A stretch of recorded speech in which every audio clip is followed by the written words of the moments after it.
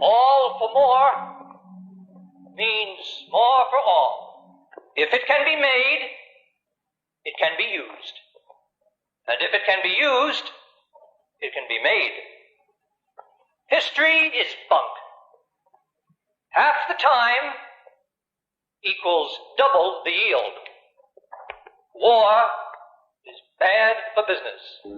As select alphas, conditioned to believe without knowing and to know without believing, you have been chosen to view the surrogate revelations and synthetic mysteries upon which all perfect and placibic belief is founded. Here before you are sacred teletime plex relics of the sanctified life, thought, and holy works of our Ford, from whose divine inspiration came the ultimate perfection of the endless assembly line, which has given us the ultimate, endless, perfect happiness of more things, for more wants in perfect balance, with more wants for more things.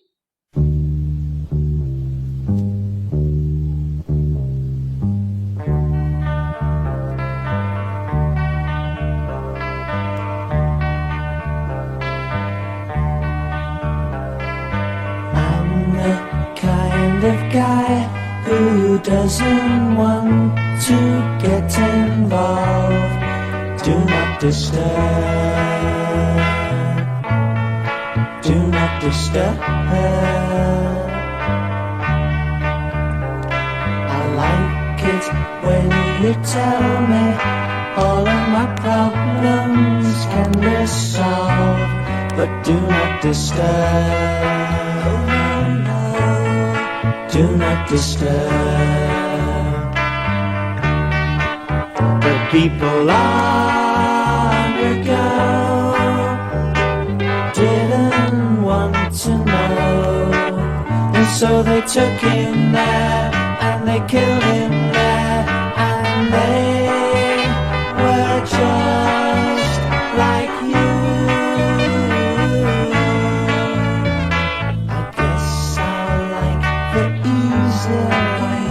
Just sitting on the fence. Do not disturb.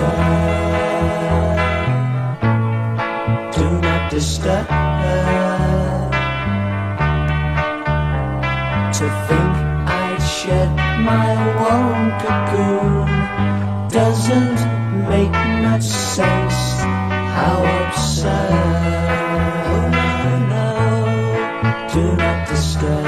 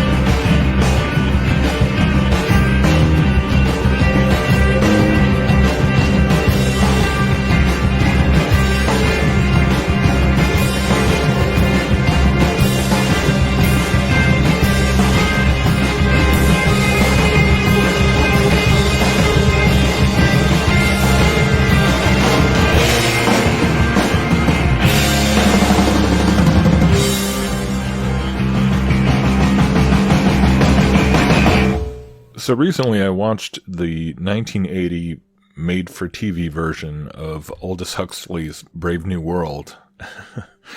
And I wasn't necessarily intending to watch the whole 3-hour production, but I kind of got pulled in and wound up being pretty staggered by how many facets of this well-known dystopian novel, relate to things going on in the headlines right now. And I'd been familiar with kind of the basic premise and a lot of the elements of this futuristic depiction, such as just the pretty obvious themes of a technocratic society that's fueled by pharmaceuticals and, cradle to grave programming and rigidly enforced social classes and all these kinds of things, but I hadn't really ever read the story or seen any depiction of it. So watching it now, I kind of wasn't expecting to be so jarred by the things that jumped out as being the most disturbing, or kind of the more subtle things, I suppose.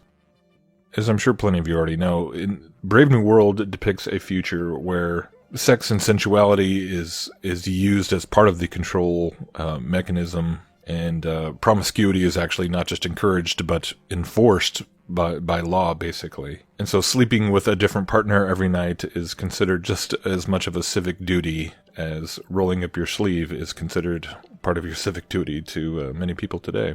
And so everyone's sexual activity is tracked and traced in order to prevent them from being with the same person too many times in 1 month, and to prevent anyone from developing a strong bond with any one particular person.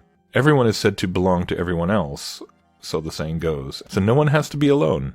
And that facet alone makes for a pretty terrifying prospect of a future indeed. But the whole enforced system of Borg-like sexuality is not even possible still without the all-important use of the drug Soma, which it's used as a form of mind control and almost kind of more of a currency even, whereas it's like a recreational drug at certain doses, but also a crowd control method or a euthanizing agent in higher doses. And so in short, Soma is the central weapon that is employed by the totalitarian state painted by Huxley. And so the whole theme of Soma struck me particularly again in this time of history that we're in. And so just pondering the idea of Soma today in itself, we could spend a really long time doing that, both in the very kind of obvious ways. I mean, obviously, pharmaceuticals are a big part of society in many ways, both on the street and in the ever-encroaching public health nanny state. But even in a more kind of metaphorical way, you don't have to think about it very hard to realize that Soma can mean so much more than chemicals that are affecting people's mental states, but essentially anything that functions as a way of distracting you from reality and putting you to sleep and numbing the pain and the disillusionment and whatever. These do not have to be pharmacological related things. How much Soma does just the media in Hollywood churn out on a daily basis? But also the church of our Ford, or Fordism, I thought was incredibly fascinating as well, because at first glance that might seem kind of silly, like a silly thing to kind of create a whole false futuristic civic religion around, Henry Ford and the assembly line. But even that too, if you just change the little T symbol that they make, like it's the sign of the cross, but it's supposed to represent the Model T. Just change that T to a P today. I mean, how many people today, when you really think about it, have essentially incorporated a religious level belief in the mass production of these synthetic compounds, these nanoscale synthetic proteins and molecules and alleged mRNA sequences and all these things that can now just be mass produced just like the Model T was, 100 years ago. No big deal. But people trusting it and believing in that, and in a way where they're saying, yeah, this is part of God's plan for mankind. So just change Ford to Pfizer and, you kind of get the idea. And that blew me away.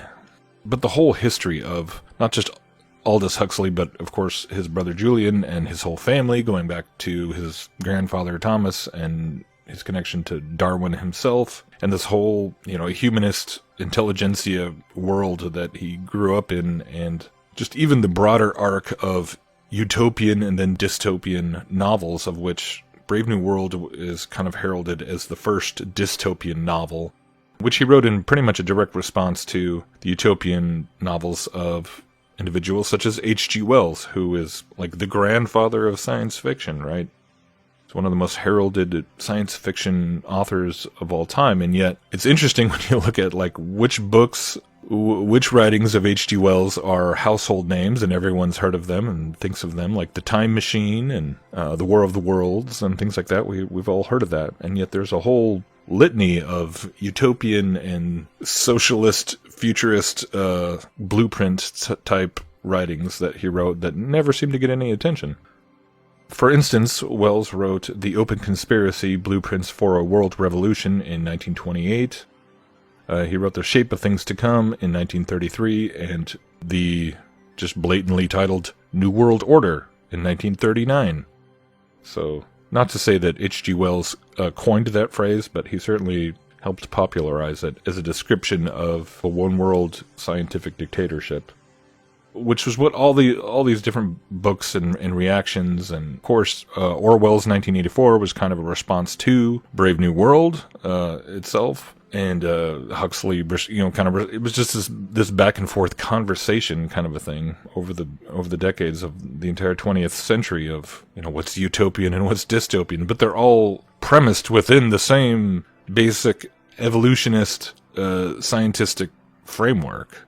And that kind of became very apparent to me as I kept watching this movie, and it gets into where John Savage, who was born outside of New London, living with the Savages, but his father, who was played by same guy who played Dave Bowman in 2001, his father was an alpha, and his mother was a beta who gets injured and left there in the wastelands, and so John Savage is born and reared and is reared among them, but he's educated by reading Shakespeare, and I think a scientific journal supposedly too. But in the movie, they just kind of show this book that it looks like a Bible, basically. It's kind of like his one prized possession there. And so all throughout the movie, John Savage is just quoting Shakespeare, which you would think would be pretty annoying, but it somehow actually kind of works. And I was surprised by how much I found myself kind of identifying with the character of John Savage, and really kind of wanting to see what's going to happen to this guy.